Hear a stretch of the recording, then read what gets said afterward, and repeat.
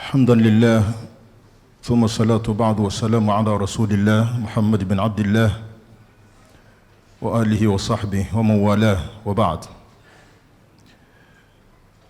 ضيف الشرف Mheshimiwa mgeni rasmi Alhaji Katambi, waziri wa mambo ya ndani ya nchi, Sayyid Rais Abdul Qadir Al-Ahdali, rais wa Jumuiya Al-Hikma, Samahatu Sheikh Ali Ngeruko, mwakilishi wa mufti wa Tanzania baba yetu Bakri bin Zuberi bin Ali.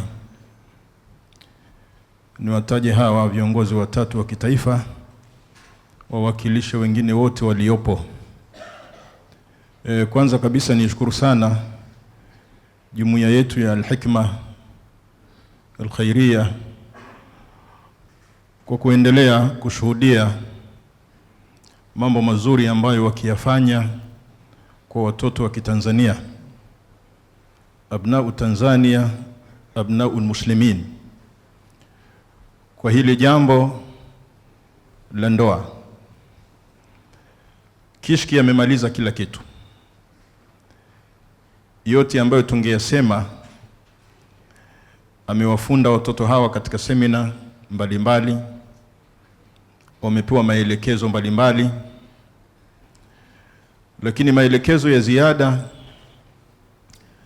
tuishi tu na ile aya ya Mwenyezi Mungu Subhanahu wa Ta'ala inayosema wa'ashiruhunna bil ma'rufin, changanyikeni na wake zenu kwa namna iliyo nzuri.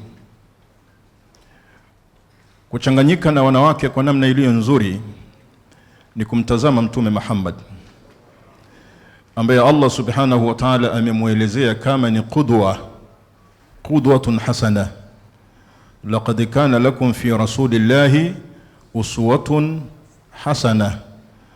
Kwenu nyinyi Waislamu, Mtume sallallahu alaihi wasallam amekuwa ni kigezo kwetu katika maeneo yote.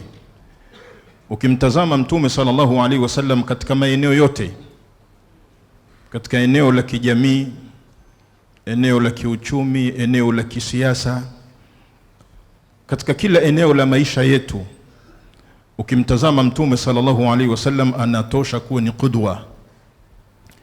Mtume kwa wakeze alijieleza mwenyewe akasema, khairukum li ahlihi wa ana khairukum li ahli. Mbora wenu ni yule mbora wenu kwa wake zake, na mimi ni mbora wenu kwa wake zangu. Mtume alichanganyika na wema kwa wake zake, alikuwa akiwasaidia wake zake kazi, alikuwa akiwashauri, lakini alikuwa ni abun rahim, ni baba mwenye huruma kwa wakeze ambao walikuwa zaidi ya mmoja. Alikuwa akiwahurumia, lakini pia alikuwa ni mtu adil. Nyinyi muwe na huruma kwa wake zenu, wale mmoja mmoja mlionao. Hii bahari ya wengi tuwachieni sisi mashekhe.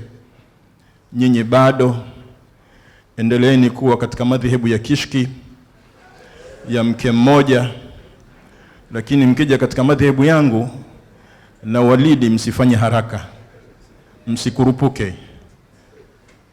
Walakinna akthara an-nasi yakurupukun, msikurupuke. Ni taratibu, mtakuja huko kwa sababu ni ibada, lakini hakuna sababu ya kufanya haraka. Mengi mtaendelea kuhusiwa, na Allah Subhanahu wa Ta'ala awabariki katika ndoa zenu. Wallahu waliyu tawfiq. Wassalamu alaykum wa rahmatullahi wa barakatuh. Takbir. Huyo ndio Sheikh Al-Hadi Musa Salum.